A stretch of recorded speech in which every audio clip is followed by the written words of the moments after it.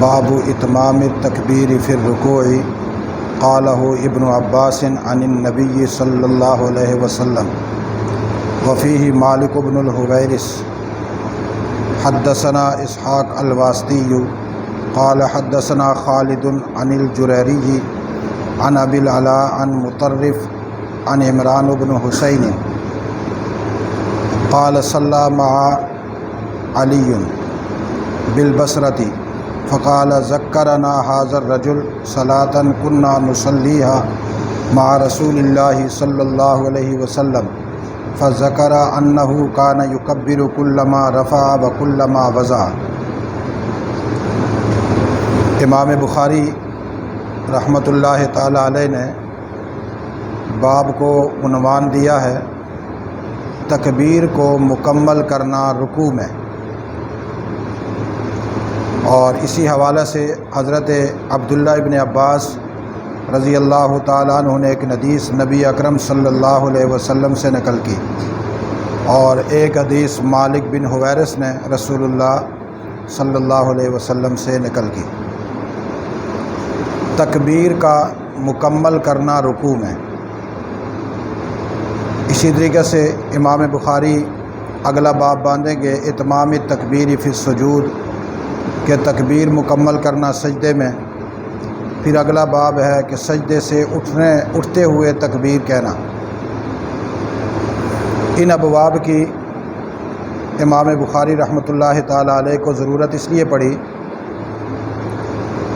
کہ جب انسان نماز پڑھتا ہے اور نماز میں انتقالات ہوتے ہیں، رکوع میں جانا، رکوع سے اٹھنا، سجدے میں جانا، سجدے سے اٹھنا، پھر سجدے میں جانا، پھر سجدے سے اٹھنا، یہ جو ایک حالت سے دوسری حالت میں آدمی منتقل ہوتا ہے اس کو کہتے ہیں انتقالات صلاۃ، نماز کے انتقالات۔ جب آدمی نماز پڑھ رہا ہو قیام سے رکوع کی طرف جائے تو کیا یہاں تکبیر کہنی پڑے گی یا بغیر تکبیر کہے رکوع میں جائے گا؟ ایسے ہی جب رکوع سے اٹھے گا تو پھر کیا کہے گا؟ پھر جب سجدے میں جائے گا تو وہاں کیا پڑھے گا؟ بغیر کچھ پڑھے جانا ہوگا یا یہ پڑھنا ہوگا؟ تو امام بخاری نے باب قائم کر کے بتایا کہ رکوع میں جاتے ہوئے تکبیر کا اتمام ہوگا۔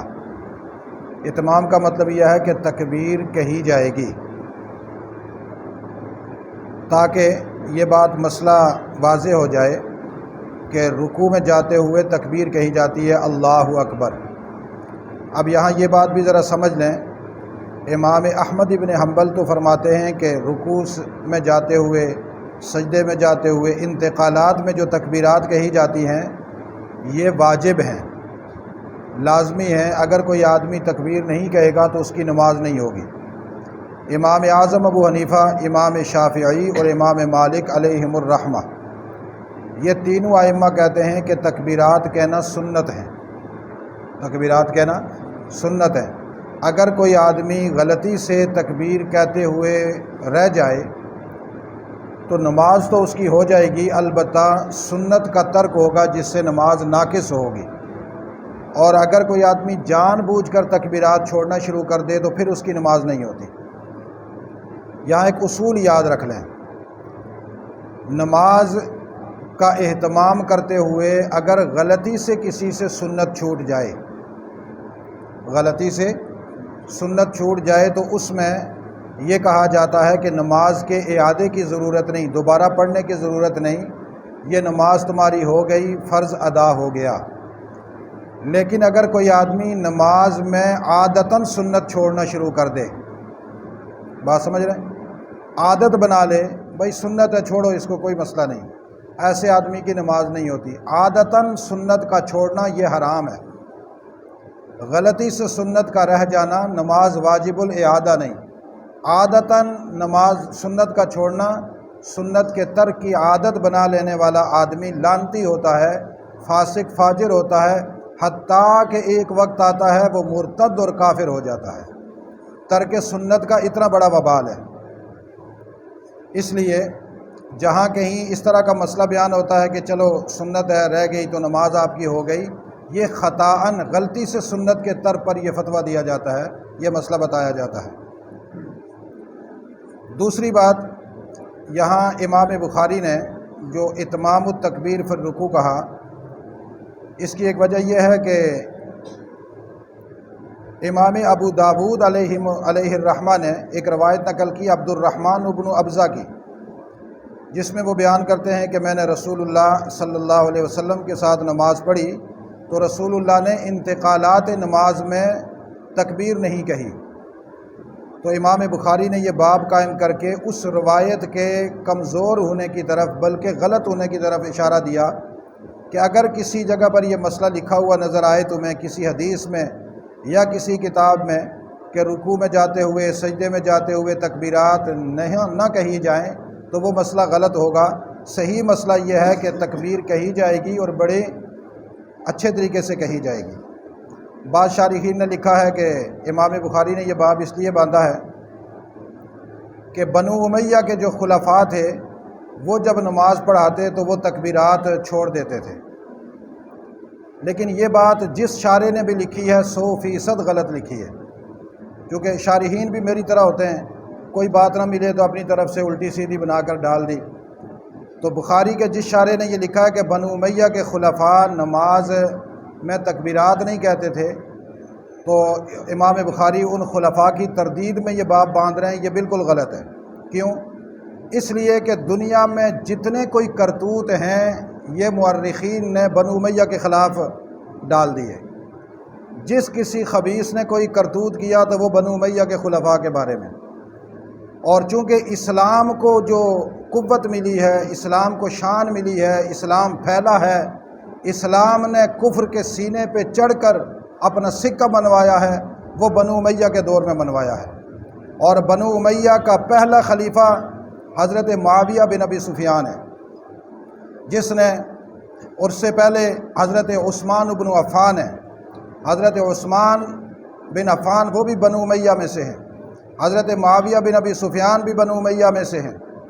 اور بنو امیہ نے پورے رسول اللہ کے زمانے میں بھی اور رسول اللہ کے زمانے کے بعد بھی اسلام کی حکومتوں میں ہمیشہ رہے ہیں۔ اس کی وجہ یہ تھی کہ بنو امیہ کو حکومتیں کرنا آتی تھی، انتظامی امور کرنے آتے تھے۔ بنو ہاشم اس میں کمزور تھے، ہر کام ہر بندے کے بس کی بات تو نہیں ہے حکومتیں چلانا، سپہ سالاری کرنا، لشکر لے کر میدان میں اترنا، کفر کے مقابلے میں جنگیں کرنا، انتظامات سنبھالنا، یہ بنو امیہ کا ایک امتیازی نشان ہے۔ اور بنو امیہ کے دور میں اسلام بڑا بلند رہا ہے۔ سبائی ٹولے نے یہ بات مشہور کر دی کہ بنو امیہ کا فلاں بادشاہ جو ہے نا یہ کرتوت کرتا تھا، وہ کرتا تھا، آگے لوگوں نے لکھنے شروع کر دیے۔ تو کسی شارح کو غلط فہمی ہو گئی، اس نے بھی یہ لکھ دیا کہ امام بخاری اس کی تردید کر رہے ہیں، حالانکہ تردید نہیں کر رہے۔ اصل بات یہ ہے کہ امام بخاری نماز کے فرائض، واجبات اور سنتیں بیان کر رہے ہیں ترتیب سے، کون کون سی نماز میں ضروری چیزیں ہیں، کون کون سی سنتیں ہیں، اور ان کا اہتمام کس طرح ہونا چاہیے، یہ اصل مسئلہ ہے ان کا۔ حدیث نقل کی حضرت عمران بن حسین کہتے ہیں کہ ہم نے بصرہ میں حضرت علی رضی اللہ تعالیٰ عنہ کے ساتھ نماز پڑھی۔ جب نماز پڑھی اس کے بعد حضرت عمران بن حسین نے کہا ذکرنا حاضر رجل صلاۃً کنا نصلیھا مع رسول اللہ، یہ جو آدمی ہے حضرت علی، اس نے ہمیں وہ نماز یاد کروا دی جو ہم رسول اللہ کے ساتھ پڑھا کرتے تھے۔ پھر انہوں نے ذکر کیا کہ انہ کان یکبر کلما رفع و کلما وضع، نبی اکرم صلی اللہ علیہ وسلم جب بھی نماز پڑھاتے تو آپ جب اوپر اٹھتے تب بھی تکبیر کہتے، جب نیچے جاتے تب بھی تکبیر کہتے۔ حدثنا عبداللہ بن یوسف اخبرنا مالک عن ابن شہاب عن ابی سلمۃ عن ابی ہریرہ رضی اللہ تعالی عنہ انہ کان یصلی بہم فیکبر کلما حفظ ورفع فاذا انصرف قال انی لاشبہکم صلاۃ بصلاۃ رسول اللہ صلی اللہ علیہ وسلم۔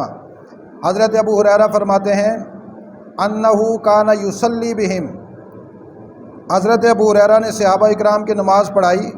ابو سلمہ کہتے ہیں کہ ابو ہریرہ نے جب نماز پڑھائی فیکبر کلما حفظ ورفع، یا کلما حفظ ورفع، جب بھی آپ نیچے جاتے اوپر اٹھتے تو آپ تکبیر کہتے۔ فاذا انصرف، جب نماز سے فارغ ہوئے تو قالا، حضرت ابو ہریرہ نے فرمایا انی لاشبہکم صلاۃ بصلاۃ رسول اللہ، اور میرے پیچھے نماز پڑھنے والوں، تم میں سے سب سے زیادہ میری نماز رسول اللہ کی نماز کے مشابہ ہے۔ یعنی میں نے جیسے رسول اللہ صلی اللہ علیہ وسلم کو نماز پڑھاتے ہوئے دیکھا، میں نے اسی طرح رسول اللہ کی نماز تمہیں بھی پڑھائی۔ اور رسول اللہ تکبیرات کہتے تھے رکوع میں جاتے ہوئے، پھر سجدے میں جاتے ہوئے، وغیرہ وغیرہ۔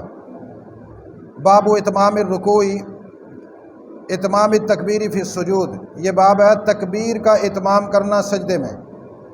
اچھا، یہاں ایک بات اور بھی ذرا غور سے سن لیں۔ اتمام کا ایک معنی تو یہ ہو گیا کہ تکبیرات پڑھنا، اور اتمام کا ایک معنی یہ ہے امتداد۔ امتداد کا معنی کیا ہے؟ اب ذرا دیکھنا، اللہ اکبر، پھر رکوع میں جاتے ہوئے اللہ اکبر، قیام سے رکوع میں جاتے تک اللہ اکبر لمبا ہو، پھر رکوع سے سجدے میں جاتے ہوئے جب تک یہ ناک اور پیشانی سجدے میں جا رہی ہے اس وقت تک اللہ اکبر کی آواز آتی رہے، اس کو کہتے ہیں امتداد۔ یعنی تکبیر کو تھوڑا لمبا کر کے پڑھنا تاکہ پورے انتقال پر محیط ہو جائے۔ ہمارے یہاں بعض دفعہ قاری حضرات نماز پڑھاتے ہیں یا ائمہ تو کہتے ہیں اللہ اکبر سمع اللہ لمن حمدہ اللہ اکبر، تو یہ صحیح نہیں ہے۔ کیوں؟ یہ امتداد نہیں ہے، اس میں یہ پورے انتقال پر محیط نہیں ہے۔ یہ اس کا ڈرامہ تو ہو سکتا ہے امام کا نماز پڑھانے کا، کہ متکبرانہ سٹائل تو ہو سکتا ہے، لیکن نماز پڑھانے کا سنت کا سلیقہ نہیں ہے۔ سلیقہ یہ ہے کہ وہ لمبا کرے اللہ اکبر، پتہ چل رہا ہو کہ امام نے رکوع کرنا شروع کیا ہے، اکبر کہے تو معلوم ہو کہ رکوع میں پہنچ گیا ہے۔ ایسے ہی جب سجدے میں جائے تو اللہ اکبر اتنا لمبا کرے کہ جب بر کہے تو مقتدی کو یقین ہو جائے کہ امام صاحب سجدے میں چلے گئے۔ کیوں؟ اگر اس نے ایک دم کہا اللہ اکبر، مقتدی نے بھی فوراً نیچے جانا شروع کر دیا، امام آہستہ آہستہ جا رہا ہے، مقتدی پہلے چلا گیا، تو یہ تو مقتدی کی بربادی ہو گئی۔ امام سے پہلے مقتدی کو نہ رکوع میں جانا چاہیے، نہ سجدے میں جانا چاہیے، نہ سجدے سے اٹھنا چاہیے۔ لہٰذا امام کی تکبیر اس انداز کی ہو کہ مقتدی کو پتہ چل جائے کہ اب امام صاحب رکوع میں چلے گئے، سجدے میں چلے گئے، وہ بر سے پتہ چلے گا۔ کس سے پتہ چلے گا؟ یہ جو آپ حضرات علماء اکرام ہیں نا، آپ اس پہ غور کریں، بر سے پتہ چلے گا۔ امام جب بر کہے تو مقتدی اس وقت کہے اللہ، امام جب بر کہے تو مقتدی اس وقت کہے اللہ اکبر، تاکہ امام کی اللہ اکبر کا آخری حصہ اور مقتدی کا اللہ اکبر کا پہلا حصہ شروع ہو، تو پھر اس کا نماز کا جو طریقہ ہے اقتداء والا، مقتدی اور مقتدا والا، وہ جا کر صحیح بنے گا۔ تو امام بخاری نے یہاں یہ بھی کہا کہ اتمام التکبیر فی السجود، کہ تکبیر میں ایسا اتمام ہو، مکمل تکبیر کہی جائے لمبی کر کے۔ بعض لوگ لمبی کرتے ہوئے کہتے ہیں اللہ اکبر، اب یہ کیا ہے؟ اس سے نماز نہیں ہوتی، کیونکہ یہ حمزہ استفہام کا ہو گیا، جیسے پہلے زمانے میں ہمارے مولوی حیر پڑھانے ہونے سے اللہ اکبر، تو یہ اللہ حمزہ استفہام بن گیا، پھر تو معنی ہی غلط ہو گیا۔ تو یہاں اللہ جو ہے نا یہ لمبا ہونا چاہیے، الف کو لمبا نہ کرتے رہے۔ حدثنا ابو النعمان قال حدثنا حماد بن زید عن غیلان بن جریر عن مطرف بن عبد اللہ قال صلیت خلف علی بن ابی طالب انا وعمران بن حسین۔ حضرت مطرف بن عبداللہ کہتے ہیں کہ میں نے اور عمران بن حسین نے علی بن ابی طالب رضی اللہ تعالیٰ عنہ کے پیچھے نماز پڑھی۔ فکان اذا سجد کبر واذا رفع کبر واذا رفع رأسه کبر واذا نہض من الرکعتین کبر، آپ جب سجدے میں جاتے تکبیر کہتے، سجدے سے سر اٹھاتے تکبیر کہتے، پھر سجدے میں جاتے تکبیر کہتے، پھر سجدے سے اٹھتے تکبیر کہتے، حتیٰ کہ جو 2 رکعتیں ہوتی تو دوسری رکعت میں تشہد پڑھنے کے بعد جب اٹھتے تو پھر تکبیر کہتے۔ فلما قضى الصلاة، جب نماز مکمل کر دے، فلما قضى الصلاة، جب حضرت علی نے نماز مکمل کی، اخذ بید عمران بن حسین، تو مطرف کہتے ہیں کہ عمران بن حسین نے میرا ہاتھ پکڑا، فقال، اور کہنے لگے قد ذکرنی ھذا صلاۃ محمد صلی اللہ علیہ وسلم، اور اس علی نے تو آج رسول اللہ کی نماز کی یاد تازہ کر دی۔ اس سے معلوم یہ ہوتا ہے کہ جب صحابہ اکرام نماز پڑھاتے تھے یا دین کا کوئی عمل کرتے تھے تو جنہوں نے رسول اللہ کو دیکھا ہوا ہوتا تھا وہ پکار اٹھتے تھے کہ آج رسول اللہ کی یاد تازہ ہو گئی۔ ہر صحابی رسول اللہ کے ہر عمل کا عملی نمونہ تھا اور بہترین انداز میں اس کی ترجمانی کرتا تھا۔ حدثنا عمرو بن عون قال اخبرنا حشیم عن ابی بشر عن اکرمہ قال رأیت رجلا عند المقام یکبر فی کل حفظ ورفع واذا قام واذا وضع فاخبرت ابن عباس۔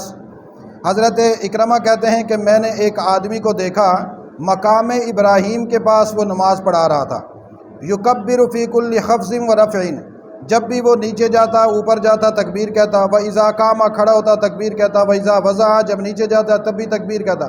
فاخبرت ابن عباس، تو میں نے حضرت عبداللہ بن عباس سے کہا اولیس تلک، فاخبرت ابن عباس، میں نے ابن عباس سے کہا کہ یہ کوئی بڈھا مجھے پاگل لگتا ہے۔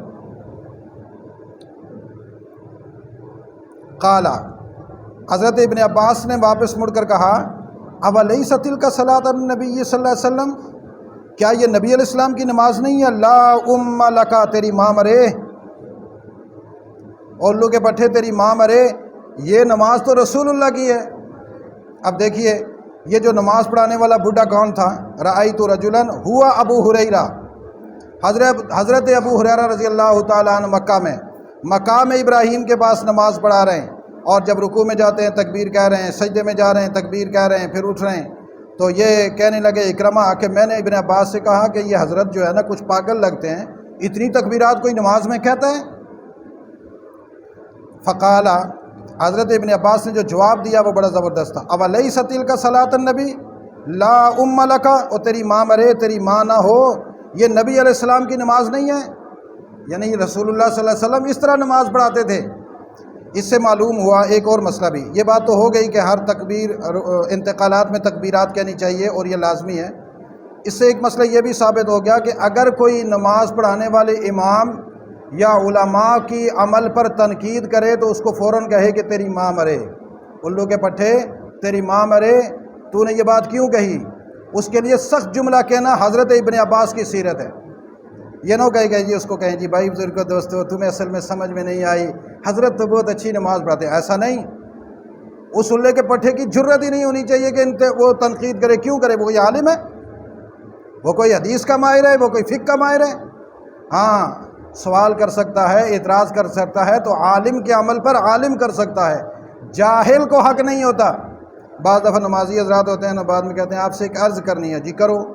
وہ جو آپ نماز بہت مختصر پڑھاتے ہیں، رکوع سجدہ آپ کا صحیح نہیں ہوتا۔ بھائی تیرے باپ کی نماز ہے، رکوع میں کروا رہا ہوں، تیرے باپ کی نماز ہے، سجدہ میں کروا رہا ہوں، میں تمہاری نماز کا ذمہ دار ہوں، تم کون آئے الو کے بیٹھے جی رکوع چھوٹا ہوتا ہے سجدہ چھوٹا ہوتا ہے؟ لمبے لمبے رکوع تم نے کرنے نا، گھر میں کنڈی لگا کر کمرہ بند کر کے پورے گھنٹے گھنٹے کے رکوع سجدے کرو، کوئی تمہیں منع نہیں کرتا۔ جماعت کی نماز میں اعتدال ہوتا ہے، اختصار ہوتا ہے، بالکل جامع معنی نماز ہوتی ہے، اور عالم کا عمل عالم عوام کے لیے واجب ہوتا ہے، فرض ہوتا ہے۔ ہاں کسی کو علمی اعتراض ہو تو اس اعتراض کرنے والا معترض عالم ہونا چاہیے۔ یہ جو ہمارے ہاں جاہلوں کو اختیارات دے دیے کہ جی آپ اعتراض کر سکتے ہیں، اعتراض کر سکتے ہیں، یہ نیری یہودیت ہے، عیسائیت ہے، قادیانیت ہے، مرزائیت ہے، دجالیت ہے، خباثیت ہے، اور خبث اور خبائث ذہن رکھنے والے لوگ اس طرح کے سوالات اور جوابات کرتے ہیں۔ حضرت ابن عباس نے فرمایا لا ام لکا، اور تیری ماں مر جائے تیری ماں نہ ہو، تو یہ تو رسول اللہ صلی اللہ علیہ وسلم کی نماز ہے۔ اچھا ایک مسئلہ یہاں اسی کے ضمن میں یاد رکھ لیں، مصلی پر امام وہی بندہ بنے گا، تکوینی طور پر امامت کا فریضہ اللہ اسی کو سونپیں گے جس کے اندر رسول اللہ صلی اللہ تعالیٰ علیہ وسلم کے مصلی پر اور آپ کے نیابت کی اہلیت ہوگی، غیر اہل آدمی نہیں کھڑا ہو سکتا۔ اس لیے کبھی بھی کسی امام کی نماز پر اور اس کے اوپر اعتراض نہیں کرنا چاہیے۔ اللہ تعالیٰ ہمیں عمل کی توفیق نصیب فرمائے۔